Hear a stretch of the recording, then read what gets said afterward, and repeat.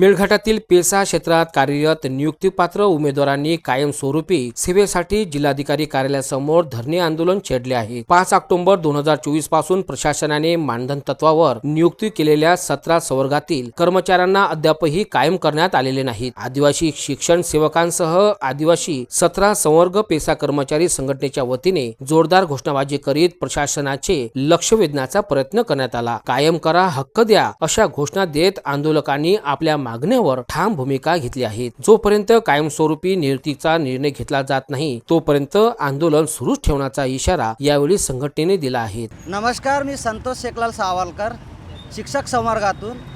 आम्ही मेळघाटचे आदिवासी लोक 11 फेब्रुवारी 2026 ला शासनाने GR काढला की बा यांना कायमस्वरूपी नियुक्ती द्या, परंतु आतापर्यंत आम्हाला नियुक्ती दिलेली नाही आणि आमची जी घरची परिस्थिती आहे ती खूप बिकट आहे। कारण घरी कामं करणारे कोणीच नाही, आम्हाला शेती नाही आहे। त्याच्यामुळे आम्ही मुलाबाळांचे शिक्षण किंवा जे आमचे समोरची जी पिढी आहे त्यांचे शिक्षण आम्ही कशा करावा आणि एवढा दिवस होऊनही गव्हर्नमेंटने आतापर्यंत आम्हाला कायमस्वरूपीची नियुक्ती दिलेली नाही। त्यामुळे आमचं लग्न होत नाही आहे, वेळेवर नोकरी भेटत नाही। त्यामुळे आम्हाला खूप साऱ्या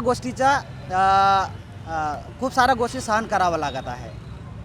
कारण नोकरी नसेल तर समाजात जे लोक आहेत ते पोरगी देत नाही आणि कसं आहे, एवढं शिकूनही समजा नोकरी भेटली नाही तर मग या शिकण्याचा अर्थ काय?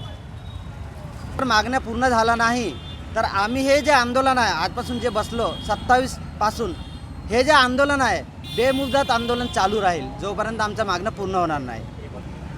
प्लस आमच्याकडे 350-400 प्लस विद्यार्थी आहेत, सर्वांचा पोटापाणीचे प्रश्न आहे। त्यामुळे गव्हर्नमेंटनी आमच्याकडे लवकरात लवकर लक्ष द्यावा आणि आम्हाला परमनंटची नियुक्ती द्यावा।